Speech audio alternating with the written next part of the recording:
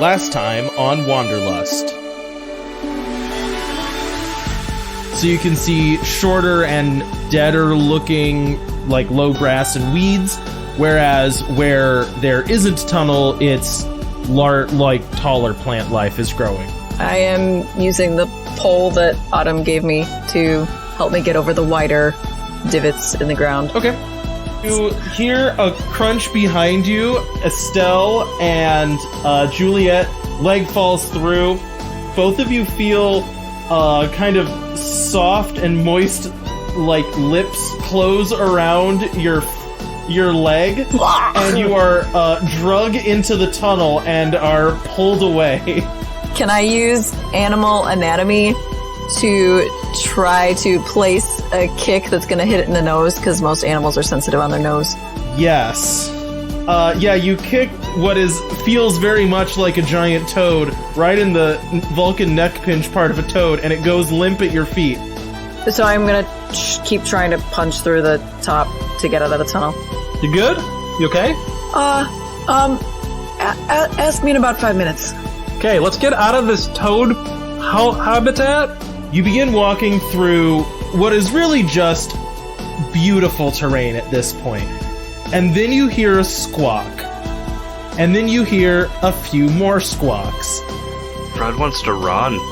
You hear a shout, like, off on your left, and you see a man standing in a very small mouth of a cave. My name is Hugo.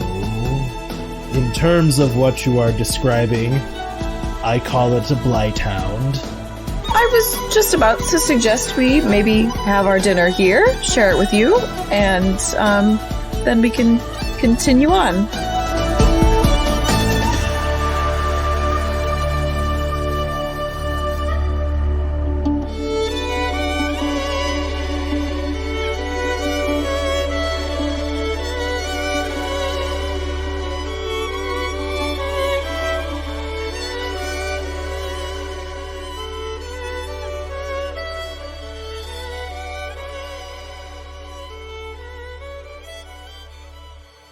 There's a small campfire crackling beside the underground river that's running through Hugo's little underground house. He's gone over into a corner on his makeshift bed, mat of fluffy grasses and leaves and whatever he can find to scrounge up to sleep on. The rest of you are sitting around the campfire. What's everybody do before bed? I think Fred is going to get out a lump of that metal he found. Oh, okay. And use the fire to heat it. Like, he knows he can't, truly forge it, but he just wants to kind of play around with it, see kind of what properties it has, see if you can kind of see how malleable it is, that kind of stuff. I imagine it like the raccoon putting cotton candy in water. It has a melting point of 3 degrees, and it immediately melts and is gone forever. Okay, so you put it next to the fire. It heats up and glows. Does it seem like it's gotten red hot just from campfire heat? It seems like it's glowing. Ooh. Okay. I will let you do whatever tests you want to do to this thing, but you're kind of going to have to get pretty granular with it. Yeah. Because what this means matters. So yeah, once it's glowing, does it glow pretty quick once he puts it in, or does it take a bit? It takes a while. Okay. He will kind of take it out with the tongs and start trying to forge it with his hammer, see if he can get it to see if it's pliable, trying to see if he can shape it into something. Does not seem like it's getting any more pliable. It's still very hard, but is glowing still for a long time. Okay. I'm going to kind of with it still glowing, he's going to put his hand kind of up close to it to see, does it feel very hot? Hot as a campfire, not so. I mean, we're talking about metal temperatures here. A campfire is relatively cold. Right. It does not feel any hotter than putting your hand near the coals of a campfire. Okay. That still answers a question, though. It does, yeah. I think that's all he'll do for now. Okay, so you set it down, and it is still glowing. I'll say that, you put it next to the fire, and you can see that bar still glowing like a faint orange color. Well, let's call it a red. It's glowing red. Like a blood red, or kind of more of an orangey red? Like a blood red. That matters in that like that indicates a lower heat on the metal. Okay. Orange is hotter than red. White's hotter than orange. Okay. And does it take pretty long to cool down? Like if he leaves it outside the fire? Yeah, it's still glowing orange, or red for a very long time. And it's giving off a considerable larger amount of light than what steel would give off glowing. Okay. Like almost enough to be a small light source. That's what I was thinking. Juliet has her little sketch journal out and is trying to make a scientific drawing of the birds and also the mushrooms that they saw yesterday or earlier in the day. It's been a long day. Gotcha. Okay. Autumn is reading her pulp novel, Rosa Riviera and the River of Time. I both love and hate that title. Estelle is going to make sure that Guffy is all taken care of. And then she's going to take out her tablet journal thing and she's going to finish up any notes that she had about the various creatures that we ran into. And I think she's also going to take out, she's going to take out her moon rock and, set it up off to the side as, in my head, I kind of view it as, like a mini shrine type of thing. Right. That's like a religious symbol for you, right? Yeah. Ooh, actually, I'm going to show Hugo my drawing of the river mushrooms and ask if he knows what they are or what they do. Oh, that's a really, really, really, really, really good question. So you wander, he's I'll say at this point, he's not asleep. He's just kind of sitting up in his bed. And you show him the picture and he just goes, "Oh, those are okay to eat usually. There's a point in their life cycle where they become poisonous. At that point, they turn colors and you can see the spores falling off of them. As long as they're not at that point, they're fine to eat." Oh, I have some with me, actually. I don't know why I would just show him the drawing. I could show him the actual mushrooms. Are these ones too far gone? I didn't see any spores. They turn a very bright blue color. Those look fine. Okay. Do they do anything special? They're just edible? Do they taste good? Or when you are hungry, everything tastes good. I don't notice any particular effect from them, if that's what you're asking.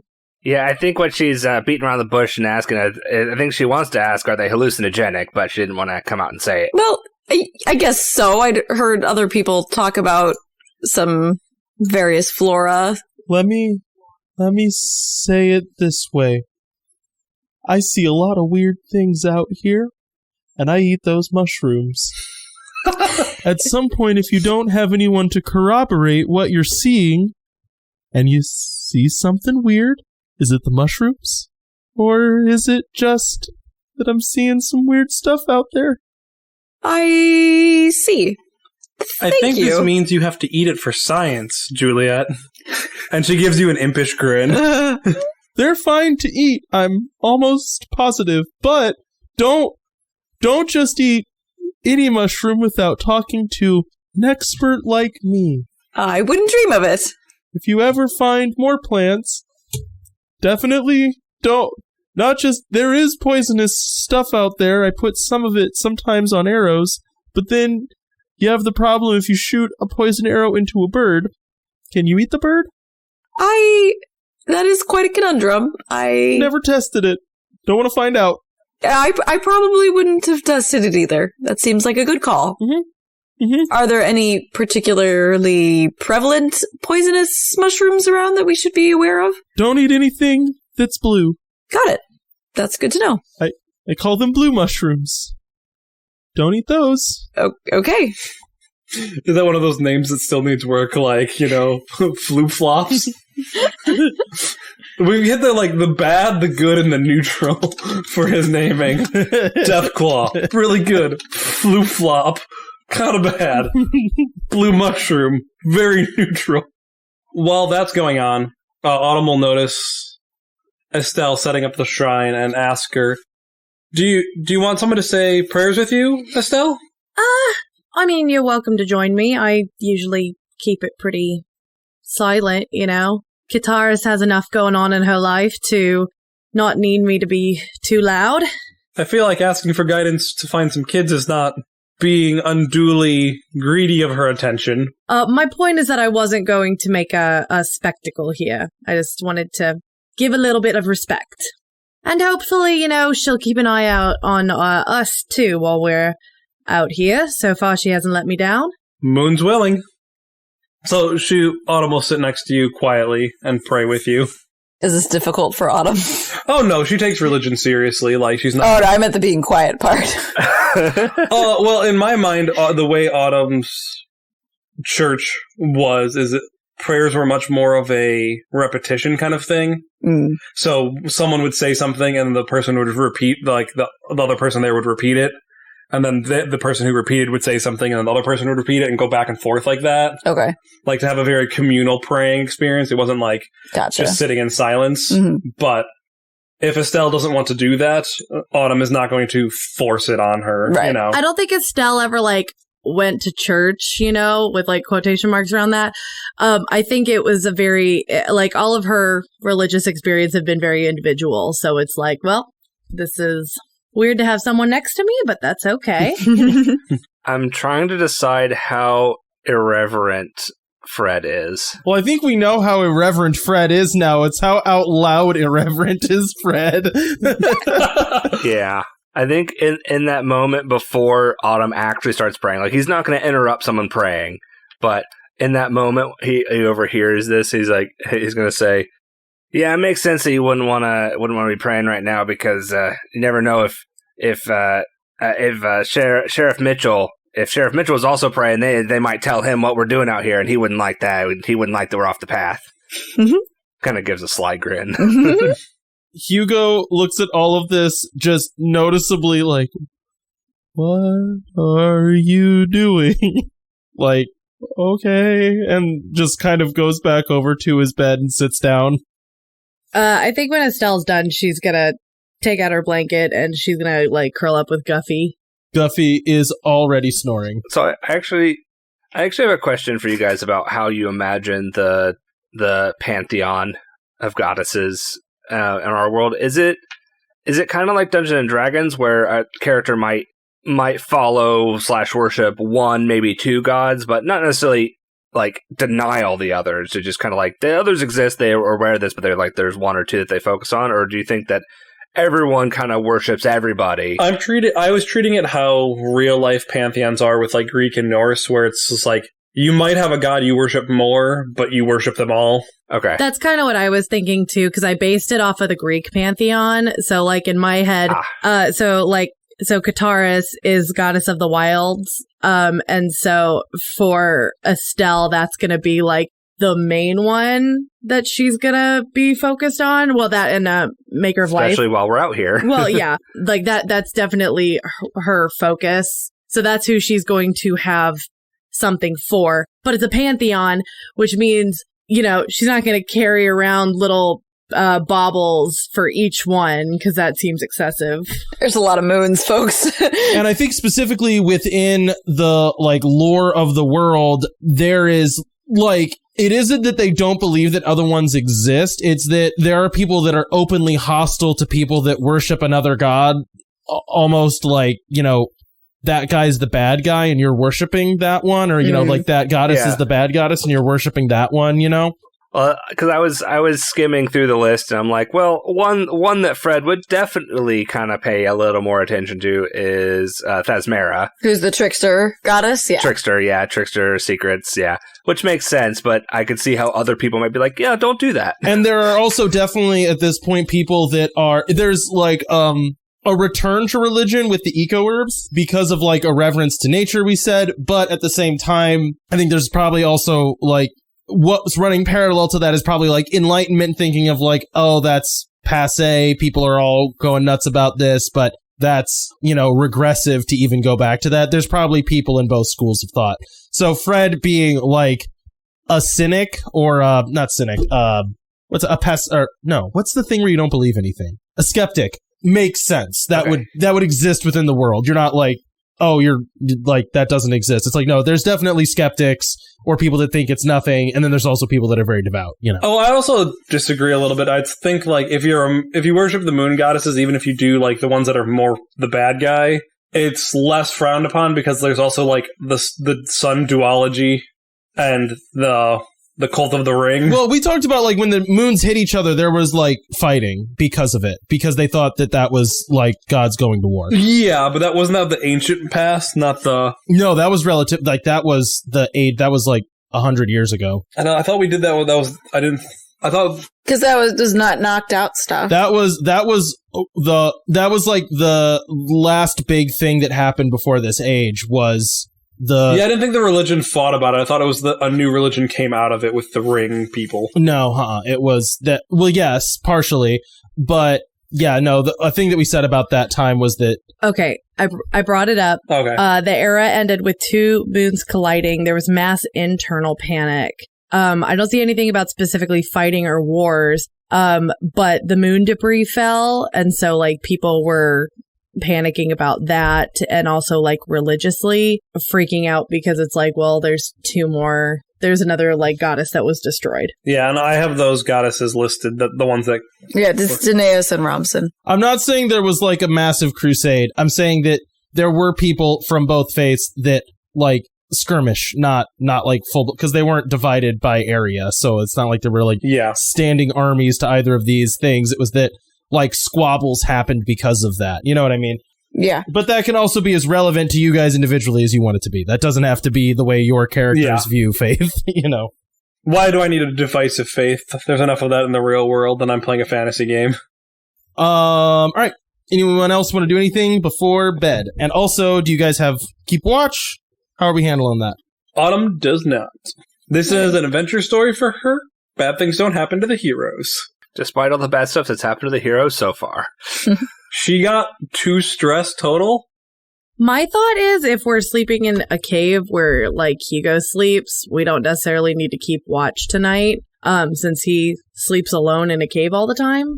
I think it's more of how much do we trust Hugo. I think Juliet is fine with him. Autumn is already snoring. Yeah, Estelle's asleep. Okay, so you all, are lulled off to sleep. The fire is starting to burn down. There's still a faint glow from that piece of metal that Fred heated up that's still sitting by the fire. Oh, it's still glowing? Yeah, I mean, we're talking so far, maybe it's been an hour. Like 30 minutes. Yeah. So, you heated it up, set it there, tried to hit it with a hammer, it didn't do anything, and then it's just glowing next to the fire, still warm, and then we had that scene with Mandy, Estelle talking about her religion, yada, yada, yada. You talked to Hugo a little bit, you went to sleep, and it was still glowing when you went to sleep, so we'll say an hour. That is still a very long time for a piece of metal to cool down. That's interesting. Juliet, you are shaken awake and open your eyes and see Hugo, like, right above your face. And he just goes, I don't know which one, but one of them moons it's late. It's middle of the night moons. It's the middle of the night moons are up there, so, you said you wanted to leave with the birds being, this is when they're asleep, so, yes, yep. I'm getting up. We are gonna leave. Let me tell you something. Age-old question. Is there a non-creepy way to... I mean, I haven't woken someone up in a long time, but is there a non-creepy way to wake someone up? I didn't want to throw something at you. That felt mean, but... I mean, not having your face above my face would be a great start. But I appreciate you waking us up, because I was fast asleep. Thanks. You see him go over to Estelle. Don't put your face. And he leans back and just like pushes her shoulder with his foot and is like, Estelle, wake up! Estelle, wake up! Estelle, my face isn't above your face. What? Oh, right. Oh, middle of the night, Moons. Getting up. Yep. You don't have to leave, but you said you wanted to. Yep. Want to avoid the birds. Yep. All right. Waking up. So yeah, we wake up Fred and Autumn. Hugo, once they're all up, goes, I hope to see you guys again. The cave is always open to visitors. Just beware the birds. It was good to meet you, Hugo. Thank you for letting us stay here. He just gives a thumbs up. Right, and if you're ever interested in returning, I guess, to people, just about half a day that way. Know that I would be welcomed back cheerfully. So, I like my cave. I mean, I would have welcomed you back cheerfully.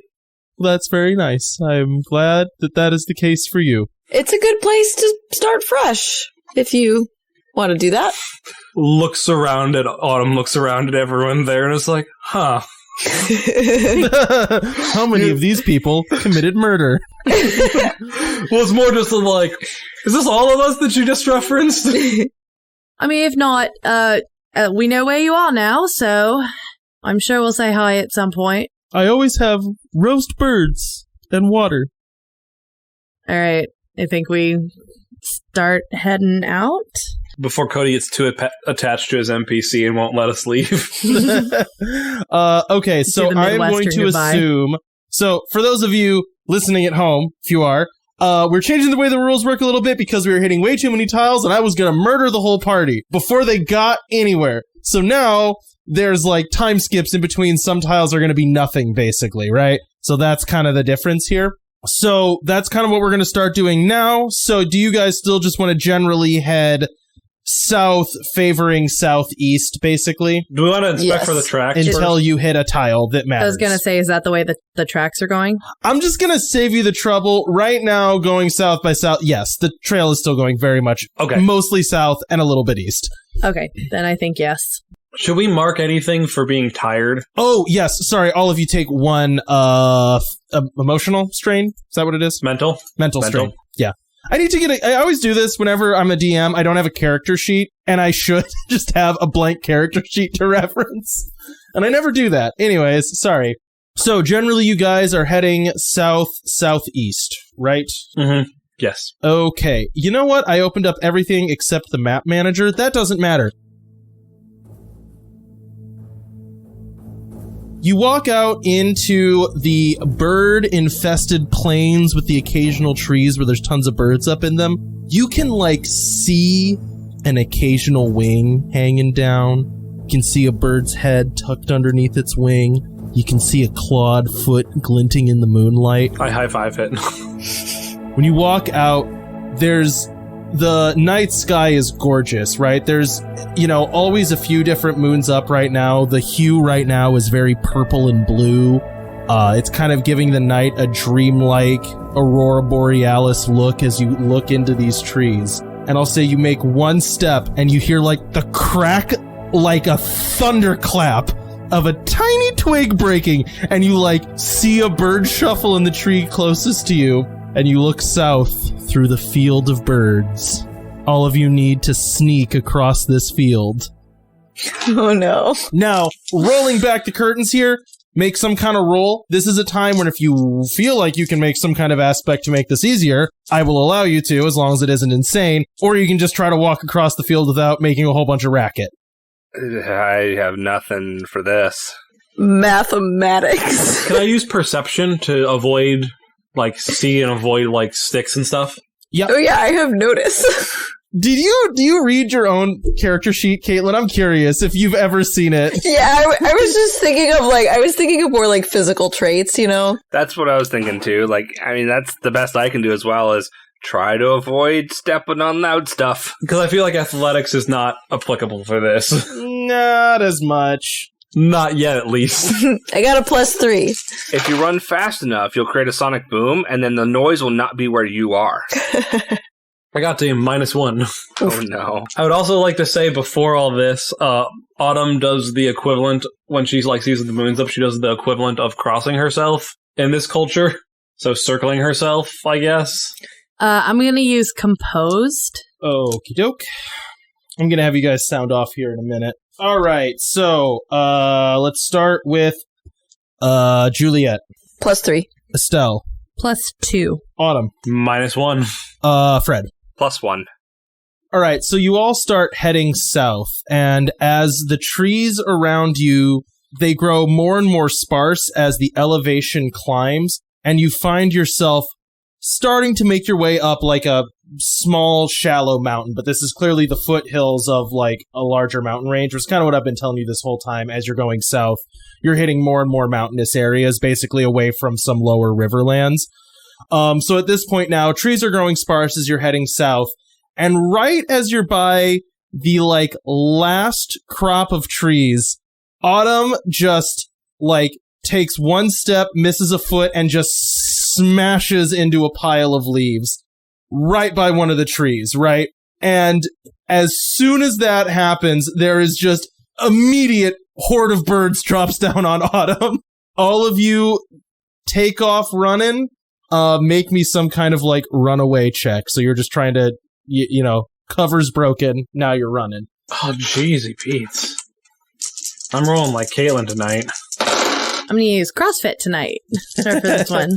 All right, we'll start with, just so you guys know, well, it depends on what order we join in, doesn't it? Right now, the order is Juliet, Estelle, Autumn, Fred. So, Juliet. 0. Deadgum. Estelle. I also got a 0. Nice. Autumn. And Fred. +2. Hey, nice. Okay, so Autumn, as soon as you step on that branch, you basically take 2 physical strain as these birds just like, and you kind of are just swatting away as you start running. Fred keeps up with you. Estelle and Juliet, you see this and then realize like a second too late, oh, we should also be running. And each of you take 1 physical strain as you just make your way up the mountain. Yeah, imagine it as Autumn hits the ground and immediately knows what she's done and like is in a track position, you know, like in a start block and just is gone. Yeah. You know, there's a like, oh, this was bad. Yeah, and I think Juliet for a second is like, oh no, Autumn, we should help her. But then like Autumn is like way faster. And then Juliet's like, oh no, me, I should help me. All right, so the early morning at this point now is taken up basically climbing to the top of what is closest in this area, a very tall hill. This is mostly barren grass, but as you reach the top of it, it becomes a sharp grayish rock. The climb up gets pretty treacherous, but it's the most direct route south. As you make this slow ascent and reach the top, you kind of have a moment of standing and looking over the landscape. You can look to the north and see where you came from. It's this dense wood leading down to kind of a river valley. And then further south, so facing the direction that you're going, you can see another kind of thick layer of forest between you and another more complicated mountain range. So instead of like, you're kind of on an individual peak, go down into a river or into another forested valley, and then start coming up into like a ridge line of mountains. And that's kind of the direction right now that you can see the tracks going. Probably the tracks didn't go directly up this mountain because probably a wolf wouldn't do that. It would go around.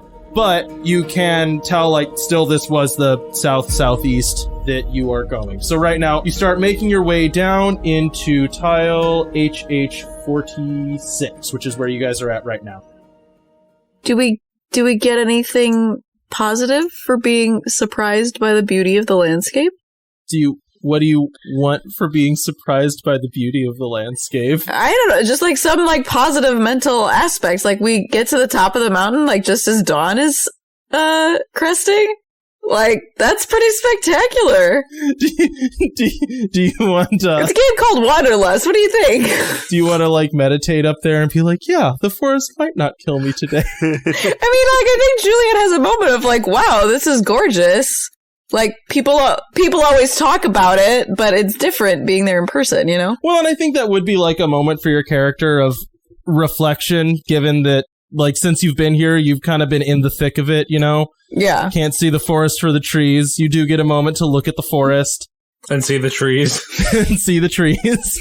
But then you do kind of have that sinking feeling as you start walking back into the thickening, darkening, you know, eaves of a forest. It's like, well, this is probably gonna get real again here really soon. Yeah. Estelle makes sure to take a picture from the top of the mountain just for her. I like that. That's a good idea. While you're doing that, right now, we have not used any of our food per day yet, because yesterday we used it. You did because you shared. Hugo. So all of you used your regular provision because you shared with Hugo. We did, so we should be down 1. You should be down 2 pounds each of food. Okay. And once that 2 pounds of food is liberated from my pack, Fred will take back the bar from Juliet so she doesn't have to carry it. Oh, okay. Oh, yeah.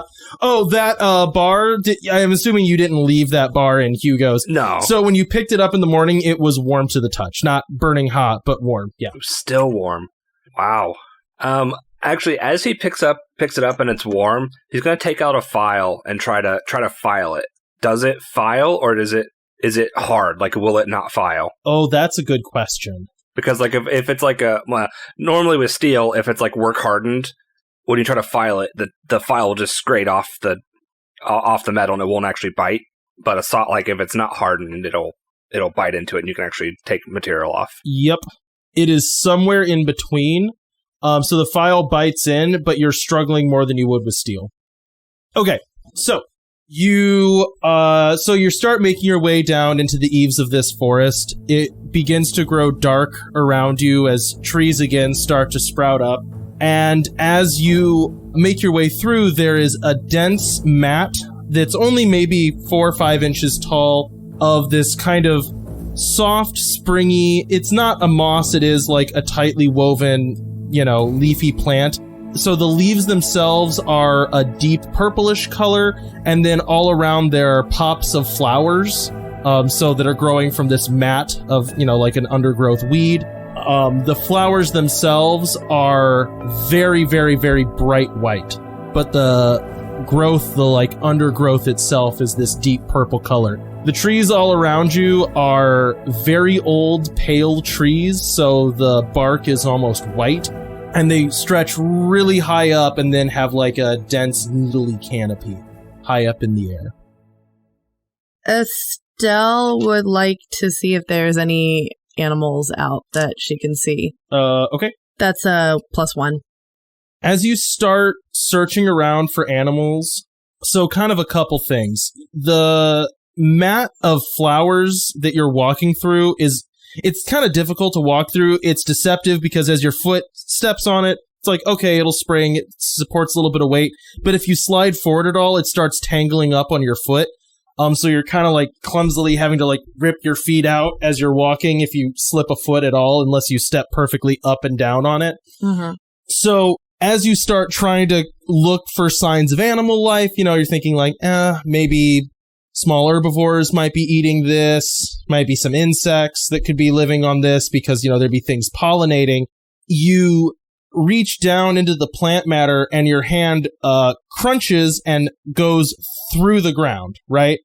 Something you're maybe familiar with at this point. You've encountered tunnels before. When you pull your hand back, you can see that the dust on your hand is a dark black color, almost like obsidian. It's glittering a little bit.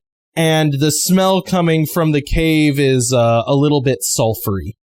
Okay.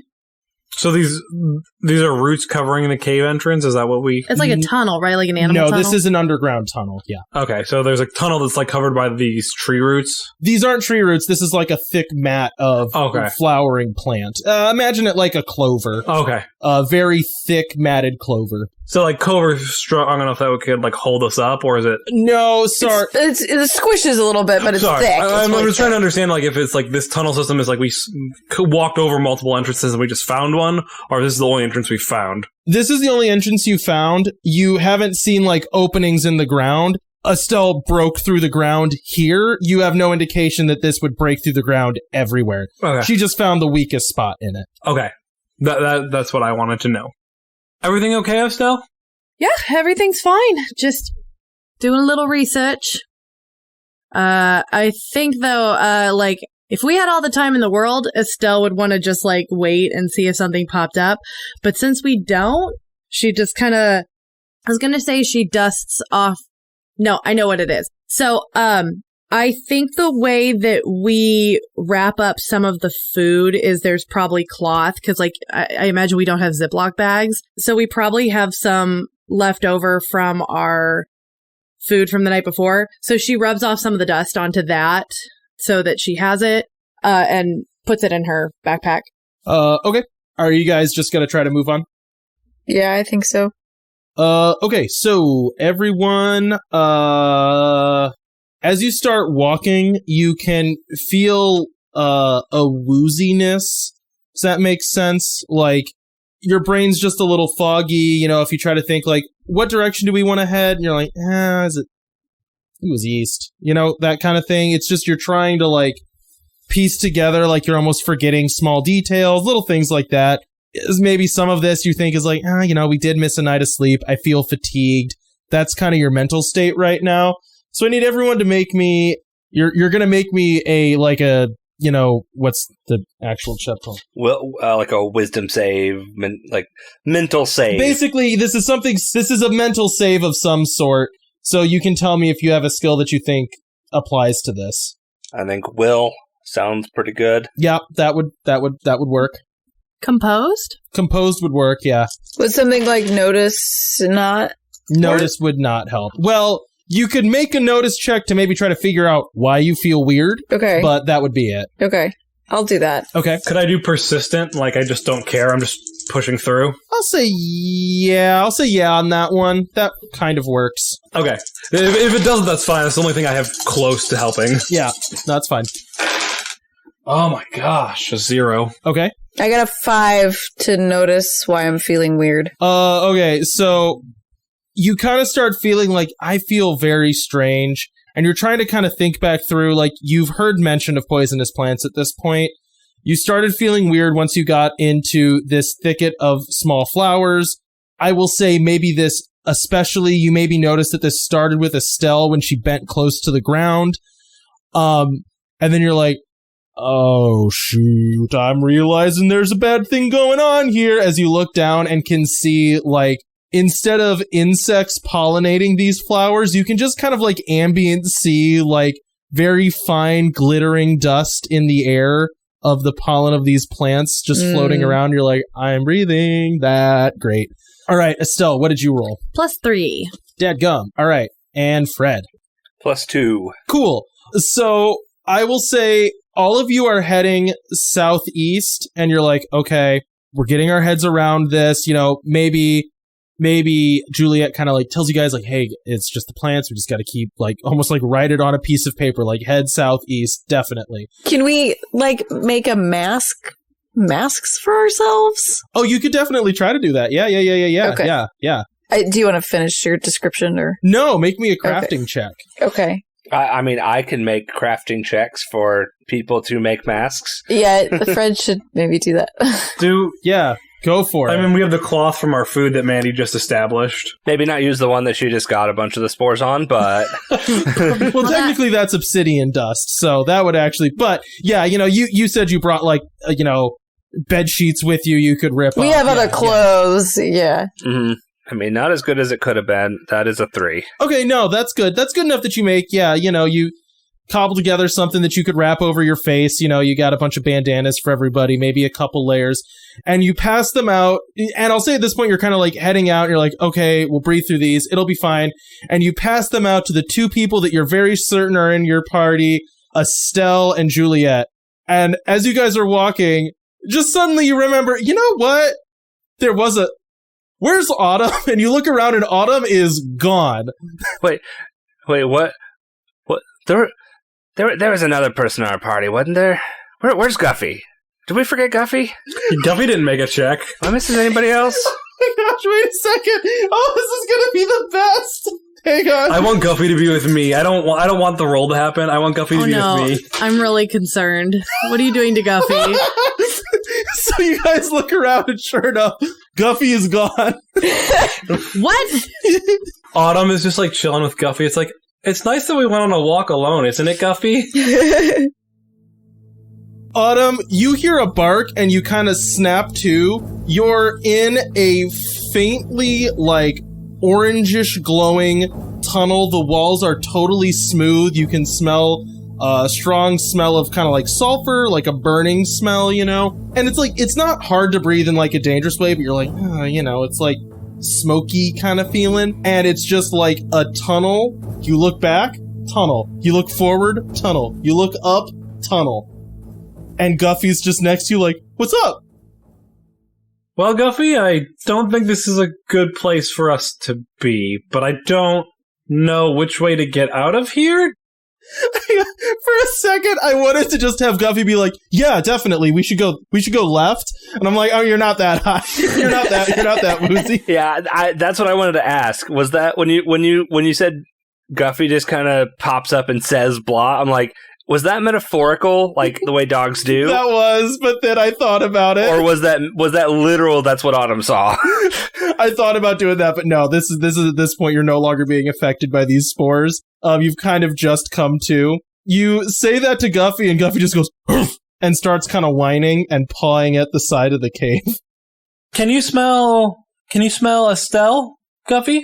When you say Estelle, okay, well, just playing this game now. Does Guffy have name recognition as one of his skills? I mean, I think he knows Estelle's name. No, I'm just saying, like, on a character sheet, what things are you putting out for a dog? I think Guffy looks at me quizzically and I say, "Can you find Mom?" Because he wouldn't know her by Estelle, because... He would know. I don't know. Frick! Okay, so you say that, and Guffy turns around and starts running back the way that you clearly had just come. I run with him, obviously. Alright, we kick back to all of you. You have just remembered that you're missing Guffy. Your treasured third member of the party. Fourth member. There's 3. Well, so far in character, no one's acknowledged that Autumn's missing. They've only acknowledged Guffy. The fourth member. Estelle, Juliet, Fred. Oh, and Guffy. Yeah, the fourth member. I'm a little offended since Autumn has been doing a lot of the heavy lifting for anything physical for you twerps. It's a joke. Kinda. Estelle starts she's basically turning in a circle, looking for Guffy. And she whistles for him. Guffy! You hear silence, but as you turn around and look, so you were walking downhill, right? So you could look uphill. You know that's about the direction that you came from, right? Yeah. And you could probably see, torn up plant life, heading the way that you are. The trees, like I said, really tall, and the ground cover really low. You can actually see pretty far because they don't have a lot of low down branches anymore. Those have snapped off, died. Clearly they have branches close to sunlight.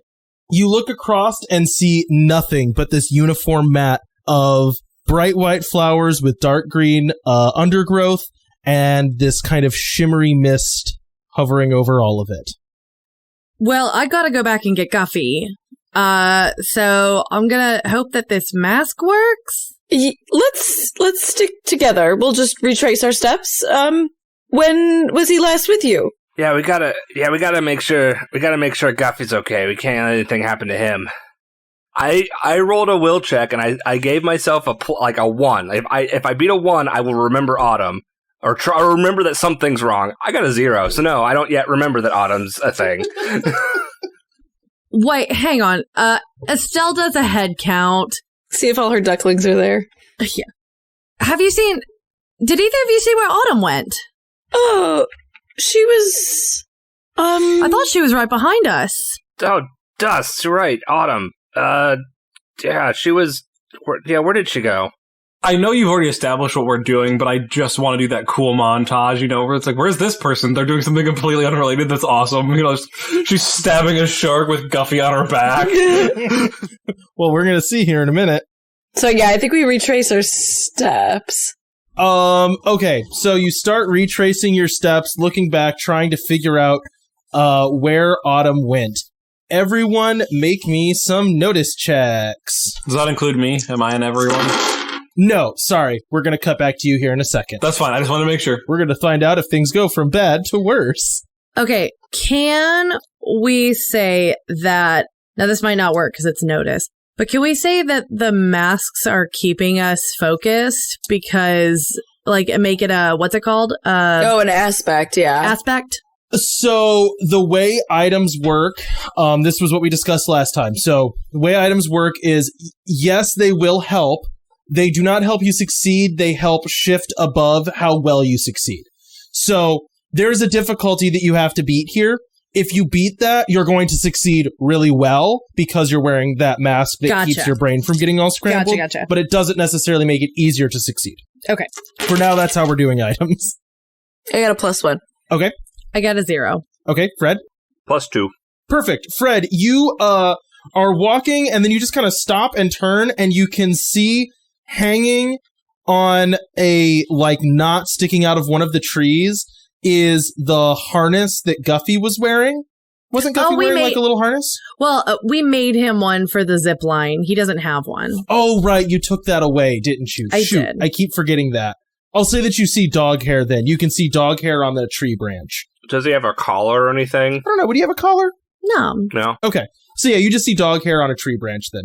Okay. Yeah, Fred's gonna go up to the dog hair and kind of... You said it was, like, tangled in something? Yeah, tangled in a tree. Okay. Yeah, he's gonna... Is it... I assume at, like, ground level or eye level or something? At Guffy level, which Okay. is, 4 feet off the ground. Right. Because Guffy's a horse. Yep. So he's gonna grab some of that and show it to Estelle and be like, do you think this is Guffy's hair here? When you walk over, one thing happens before you do that. You can feel like a breeze hitting you.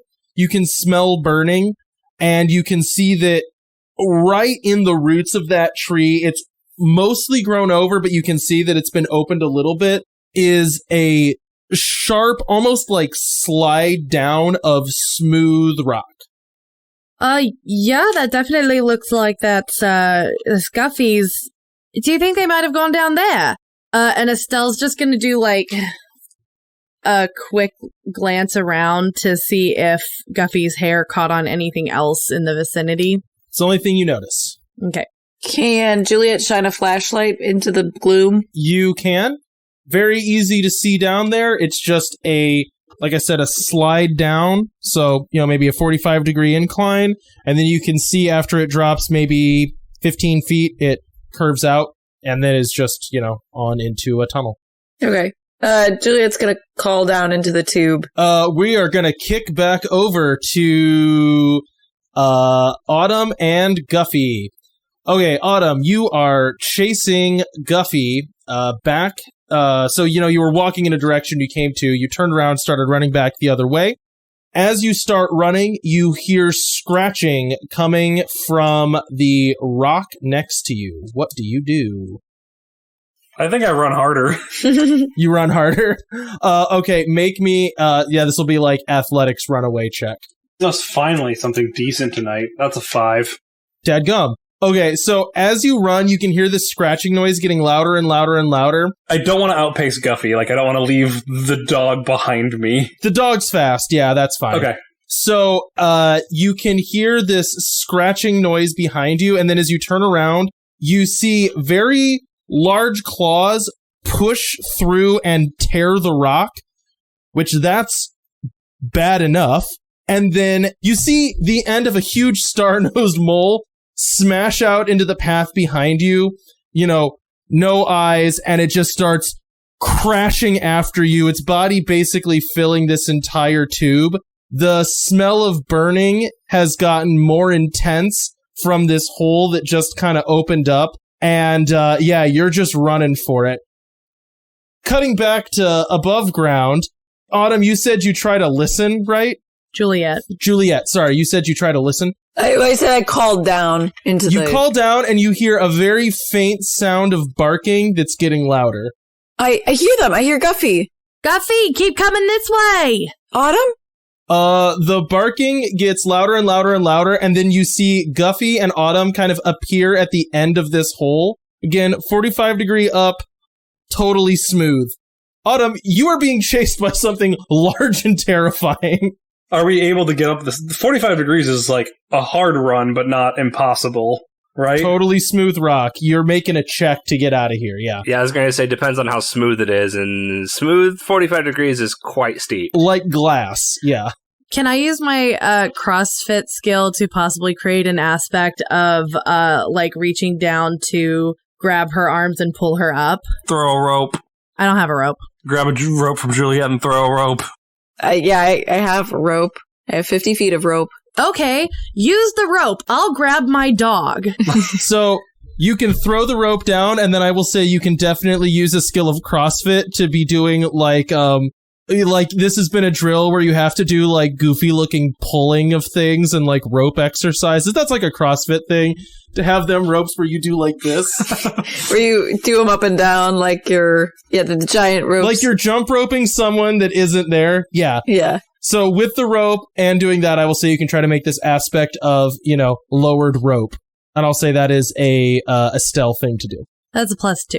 Perfect. So, success. You have made a rope down there and you're doing, once they grab onto it, you can try to pull them up, by running and doing tugging, which is like maybe tug of war was like a CrossFit thing, because that's kind of like everything. I'm going to roll for Guffy. Okay. Can Guffy use the free invoke? Because Guffy has no fate points. Yes, Guffy can use... Guffy can use my fate points. Guffy can use the free invoke.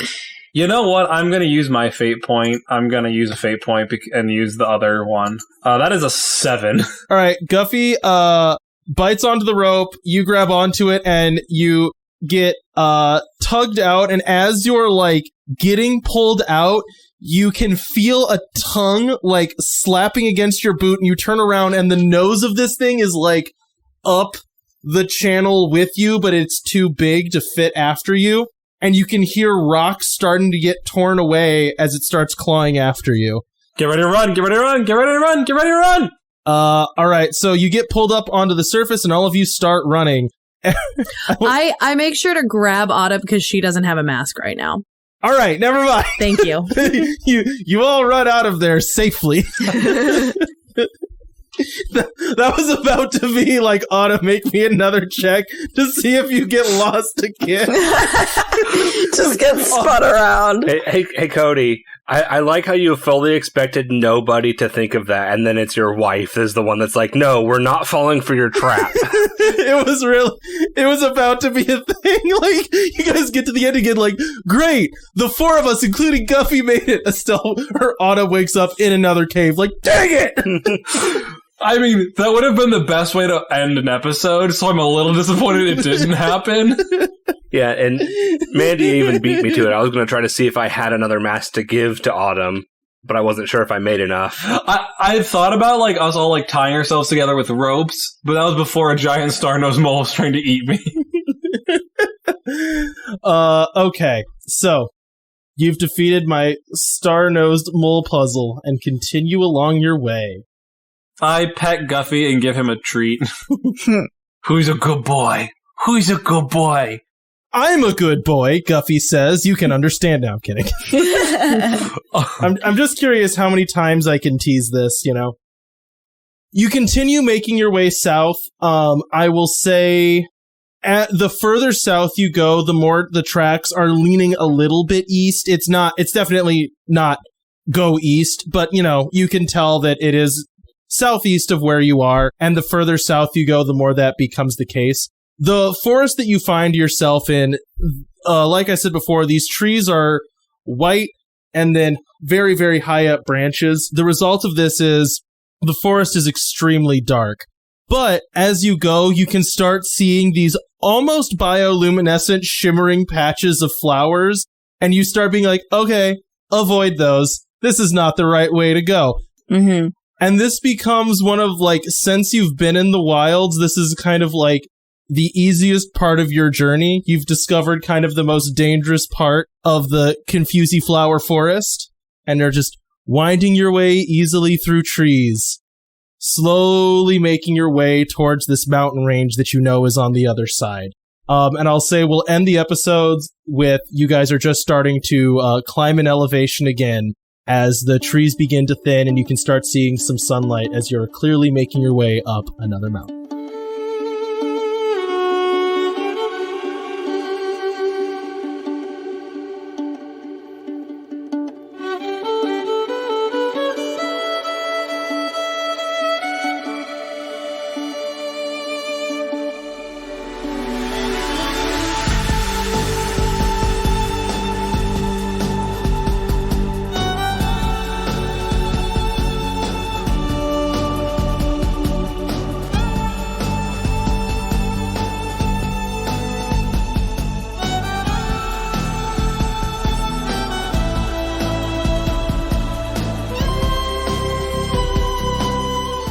Thanks for listening to this episode of Wanderlust.